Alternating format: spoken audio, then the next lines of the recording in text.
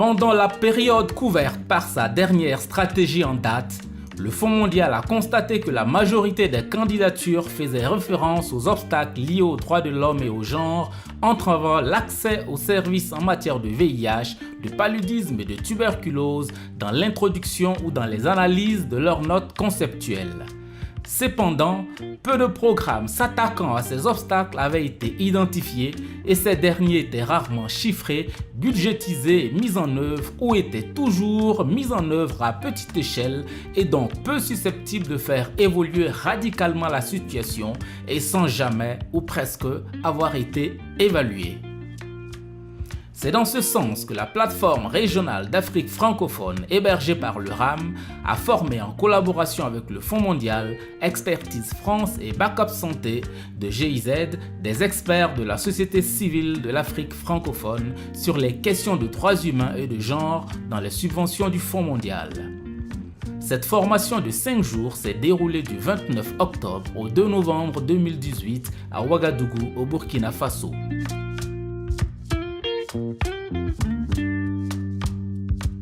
Merci à tous les invités pour votre présence à cette cérémonie d'ouverture de l'atelier de formation régionale sur les droits humains et le genre dans les subventions du Fonds mondial de lutte contre le VIH-Sida, le paludisme et la tuberculose, co-organisé par le RAM et ses partenaires techniques et financiers à travers la plateforme régionale de coordination et de communication pour la société civile en Afrique francophone. D'abord, vous remercier d'avoir associé l'initiative 5% à cet atelier de formation, de discussion et d'opérationnalisation des programmes en faveur des populations vulnérables. Ce sont les organisations de la société civile, ce sont les patients eux-mêmes qui sont en mesure de faire remonter leurs besoins, qui sont en mesure d'identifier des barrières auxquelles ils sont confrontés dans leur recherche de soins. Et c'est eux qui connaissent les bonnes pratiques, ce qui fait que les maladies reculent. Cette formation revêt aux yeux de Backup Santé et la coopération allemande en général une importance particulière pour assurer de manière pérenne le développement d'expertises locales et régionales permettant de contribuer directement au renforcement de l'efficacité des subventions du Fonds mondial. En apportant notre appui technique et financier au RAM, dans le cadre de cet atelier, Backup souhaite une nouvelle fois exprimer son vif intérêt à promouvoir les droits de l'homme et le respect du genre dans le contexte des 3 maladies. Je pense que mes collègues ont tous dit par rapport à l'importance cruciale des droits humains et du genre dans la réponse aux 3 maladies.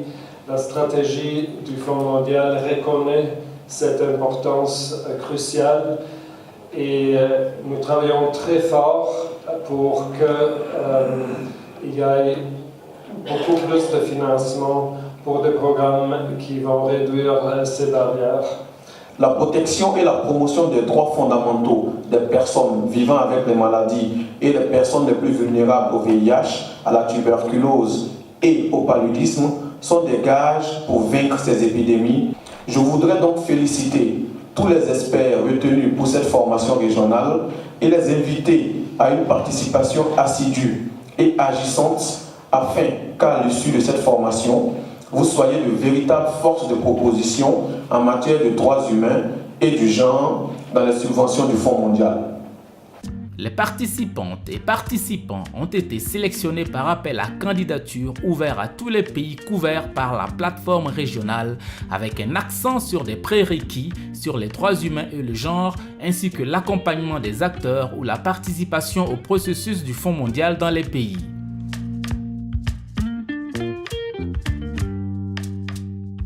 Cette formation d'abord pour moi c'est en termes de partage avec d'autres collègues d'autres pays et pour aussi apprécier un petit peu ce qu'ils font à leur niveau, et ce qu'ils font de mieux, ce qui constitue les défis pour eux.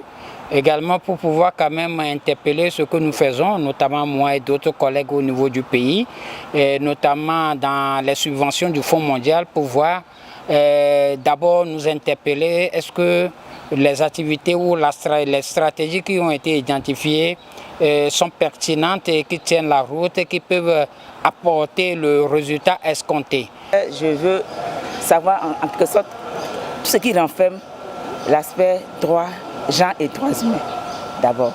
Et puis ensuite, voir pourquoi c'est difficile de respecter dans nos pays, dans différents pays, le droit et le genre des personnes. En fait. Et puis être le porte-parole pour papa dans mon pays, lutter pour aussi aider, être aux côtés des personnes.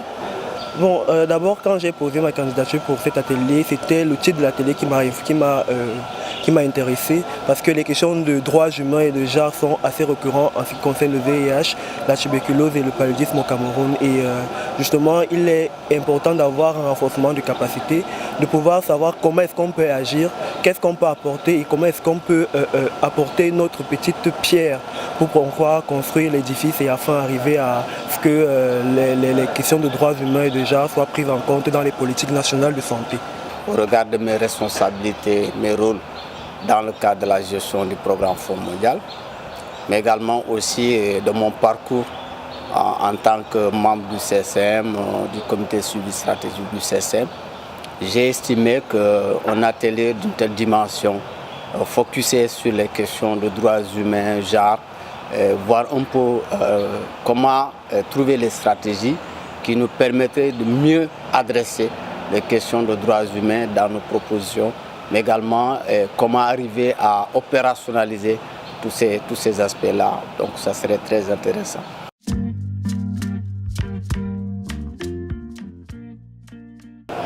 Nos attentes est que, effectivement, bien sûr, à la fin de cette formation, on ait des acteurs assez engagés, assez déterminés justement à apporter haut effectivement ce flambeau des droits humains des gens, parce qu'on voit beaucoup de programmes dans nos pays, mais malheureusement il y a beaucoup de groupes de population qui ne sont pas pris en compte, et en termes de droits c'est pas juste, et tout le monde a droit à la santé, et il faut qu'ils soient effectivement les porte-parole de ces groupes oubliés souvent de nos systèmes de santé, afin que nos systèmes aient un visage beaucoup plus humain, beaucoup plus inclusif. Les différents facilitateurs, qu'ils soient universitaires, praticiens ou fournisseurs de ressources, se sont pleinement investis dans la préparation et la dispensation des modules, notamment sur les connaissances cognitives et la conduite des activités pratiques. Le Fonds mondial a un engagement très fort pour la promotion des droits humains et le genre dans sa stratégie. C'est un de nos 4 objectifs stratégiques. Et la raison, c'est que on finance beaucoup de projets, de programmes de traitement, de prévention, mais beaucoup de gens n'ont pas accès à ces programmes à cause des barrières qui sont fondées dans les droits humains et dans le genre. Alors il faut faire beaucoup plus pour réduire le stigma, la discrimination, la violence basée dans le genre et la violence policière que les populations clés subissent, et ce genre les mauvaises lois et pratiques qui existent encore. Réduire surtout la stigmatisation et la discrimination que les gens peuvent avoir dans les endroits, dans les hôpitaux par les soignants. Après avoir fait la situation du VIH-Sida, paludisme et tuberculose en Afrique francophone, notamment en ce qui concerne les groupes vulnérables, on note parmi les thèmes développés au cours de cette formation la notion de concept de droits humains et genre. Les obstacles identifiés du côté des droits humains et ceux identifiés du côté du genre. L'expression de genre s'assimile souvent très rapidement à l'homosexualité, ce qui fait qu'il y a double discrimination. Il y a la discrimination par rapport à l'accès aux soins et la discrimination par rapport au regard social que les gens ont sur les personnes transgenres. Le concept de groupe vulnérable est celui de populations clés. Les groupes vulnérables, c'est des personnes qui, quelquefois, dans certains contextes, sont mis en marge de la société.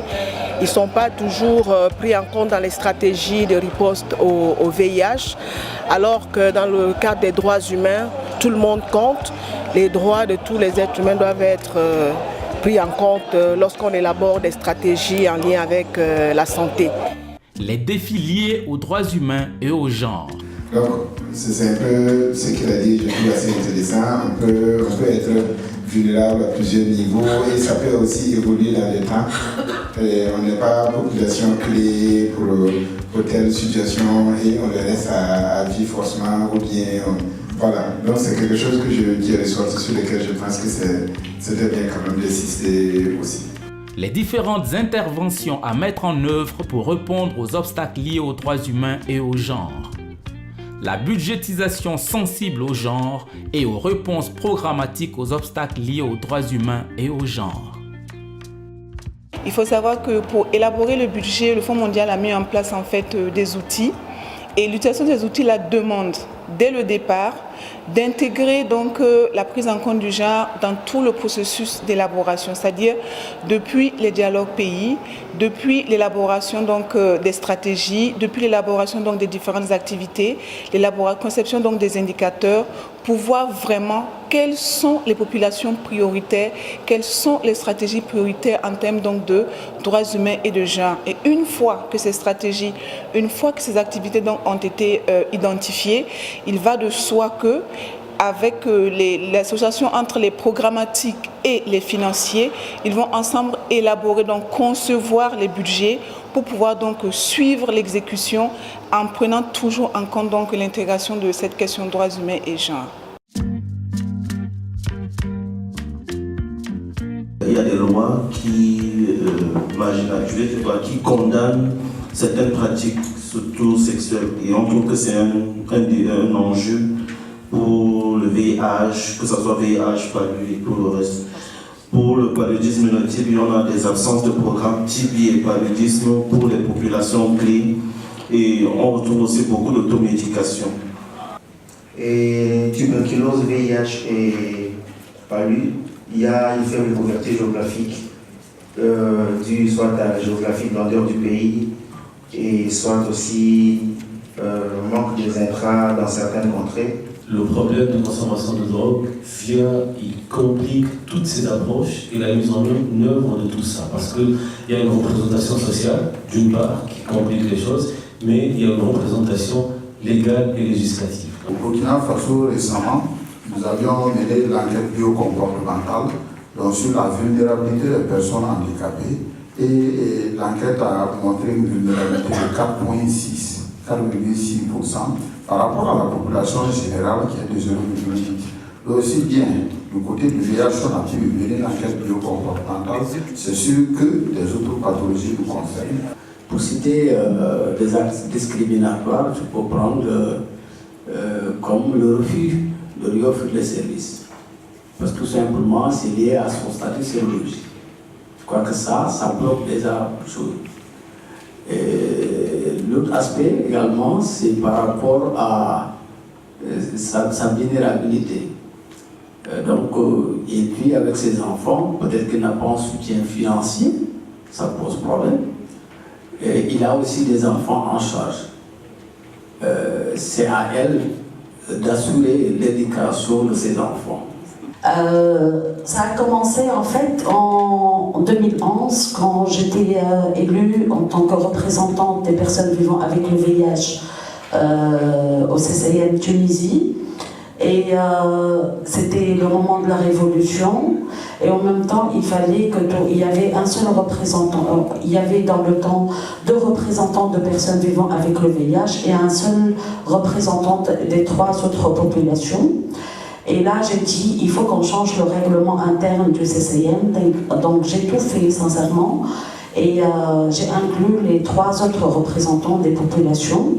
Et finalement, ils m'ont élu pour les représenter au bureau du CCIM. Comme vous le saviez, il y a une crise qui perdure au Mali depuis 2012. Donc, le défi du Fonds mondial, c'était les interventions, surtout au niveau du Nord.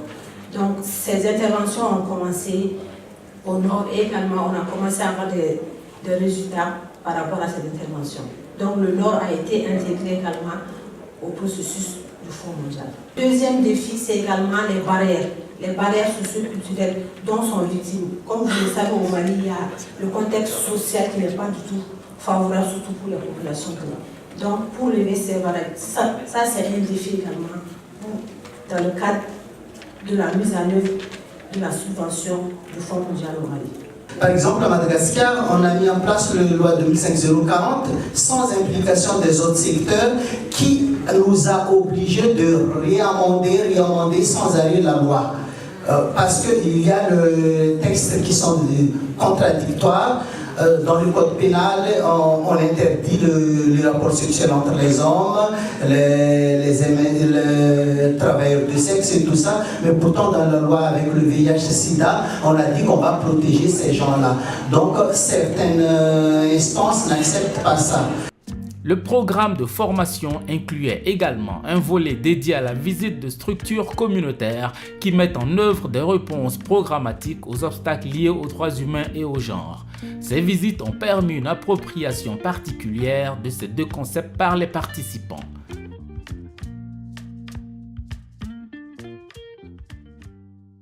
On a appris à analyser les défis liés à la lutte contre ces trois maladies. Et on a échangé effectivement les expériences des différents pays d'Afrique francophone et cela vraiment nous édifie et nous renforce nos capacités vraiment pour jouer pleinement notre rôle d'appui aux subventions du Fonds mondial. C'était vraiment pratique, des échanges, surtout des échanges entre communautés, entre pays, vraiment très, très riches. Voilà, donc on se rend compte en fait qu'il y a des similitudes en fait entre les réalités, mais bon, des similitudes avec des petites, comment on dit ça, quand même des petites différences. Ça m'a appris en fait de beaucoup apprendre en fait de nos pairs en fait du Cameroun, du Sénégal, qui sont en fait dans des contrées là où il y a des lois criminalisant en fait comment on dit ça, les relations entre personnes de même sexe, mais qui sont quand même plus en avance en fait que nous, voilà, de faire en fait un transfert de compétences. Dans l'association dans laquelle je suis, nous voyons que la promotion des droits humains, c'est une promotion des opportunités, des avantages, ou en tout cas la quête de l'amélioration de l'environnement juridique de façon tous azimuts, de façon globale, qui ne touche pas aux spécificités, qui ne touche pas par exemple aux droits des patients. N'est-ce pas? Et donc c'est une formation qui me permettra d'avoir une réflexion avec mes consoeurs femmes juristes pour de plus en plus proposer des activités spécifiques. Là, ce que j'ai constaté, on fait les actions axées sur les droits humains et genre, mais autant penser qu'il y a l'intégrateur au niveau des maladies liées au VIH, à l'exposition de la tuberculose, à l'exposition du palu, pour le relier au niveau des interventions de droits humains aux populations clés et vulnérables. Ça, ce volet-là n'est pas aussi beaucoup développé. Alors je pense que nous avons fait pas mal d'échanges avec pas mal de facilitateurs au cours de cet atelier. D'abord, il y a quand même assez d'interpellations dû à ce que nous avions eu à identifier ou ce que nous faisons au niveau pays. D'abord, cela nous interpelle à plus d'un titre de pouvoir les réviser. Pour moi, ce qui est très impressionnant dans l'atelier, c'est l'expertise des participants et leur volonté de partager tout ce qu'ils ont vécu dans leur programme. C'est très enrichissant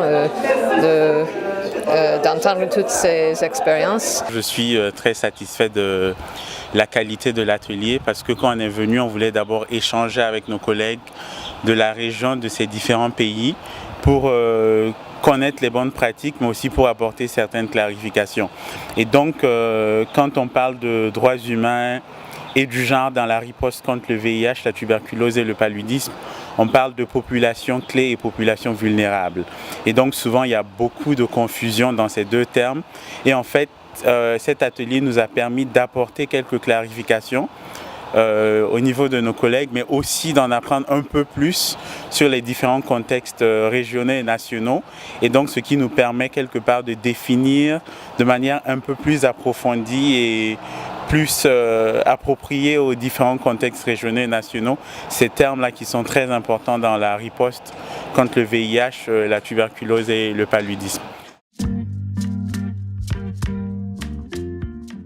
Pour Backup, l'objectif principal, c'était premièrement de rentrer en contact avec les acteurs de terrain, les acteurs communautaires, qui sont vraiment à la source de la recherche de solutions pour adresser les obstacles de genre et de droits humains dans le cadre de la lutte contre les 3 pathologies. Et je dirais que les échanges ont été vraiment participatifs, des solutions ont été développées, proposées à travers les acteurs et à travers aussi des échanges entre les pays. Donc maintenant, l'enjeu à la suite de cet atelier, ça va être vraiment la mise en œuvre de ces solutions et le suivi de ces acteurs sur le terrain. Probablement, ils auront également besoin d'un coaching, mentoring, peut-être à distance. Et là, bien sûr, le projet Backup Santé sera aussi à leur disposition pour essayer de les soutenir dans cet objectif. Une fois de retour dans nos pays respectifs, nous allons essayer déjà de faire une restitution parce que tout le monde n'a pas pu participer à l'atelier. Donc nous allons déjà faire une restitution au niveau de nos organisations et pour ceux qui ont la chance de pouvoir le faire au niveau national aussi pour d'autres organisations de la société civile.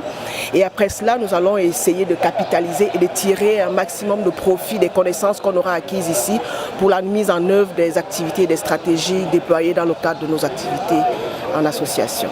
Voir dans les programmations liées au Fonds mondial, les reprogrammations de la subvention actuelle, de voir comment est-ce que certaines activités qui ne sont pas pertinentes ou qui ont du plomb dans l'aile, à voler comment réorienter ces ressources-là sur d'autres activités pour quand même avoir l'impact nécessaire, notamment à l'endroit des populations clés au Togo. Les 30 experts communautaires d'Afrique francophone formés au cours de cet atelier sont ainsi à la disposition des fournisseurs d'assistance technique pour accompagner les pays dans la mise en œuvre, le suivi, l'évaluation et la reprogrammation des subventions du Fonds mondial sur les questions des droits humains et du genre.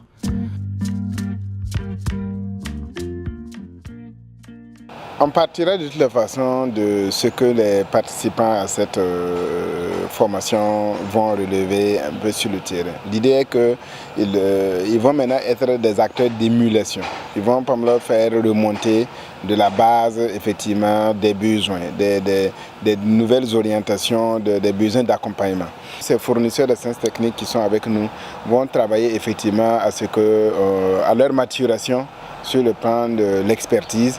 Et au-delà de cela, l'idée c'est de voir vraiment comment est-ce que, étant donné que le Fonds mondial maintenant prévoit des possibilités de reprogrammation des subventions, comment avec les insuffisances qui vont maintenant être relevées par leur travail ou autres, on pourrait identifier des interventions plus adaptées et qui vont être prises en compte dans les reprogrammations au niveau des pays. Et on va impliquer bien sûr les équipes pays du Fonds mondial dans ce processus pour faciliter le plaidoyer. Donc nous, dans notre entendement, avec ce qui est enclenché ici, on devrait avoir à terme des interventions, des programmes du Fonds mondial plus pertinents et plus efficaces dans les pays. Les personnes chargées d'élaborer les notes conceptuelles, les dossiers d'investissement, les stratégies d'accélération et les plans stratégiques nationaux devraient prendre les mesures adéquates afin de garantir la mise en œuvre des programmes nécessaires pour réduire les obstacles liés aux droits de l'homme et à l'égalité de genre qui freinent l'accès aux services en matière de VIH, de tuberculose et de paludisme.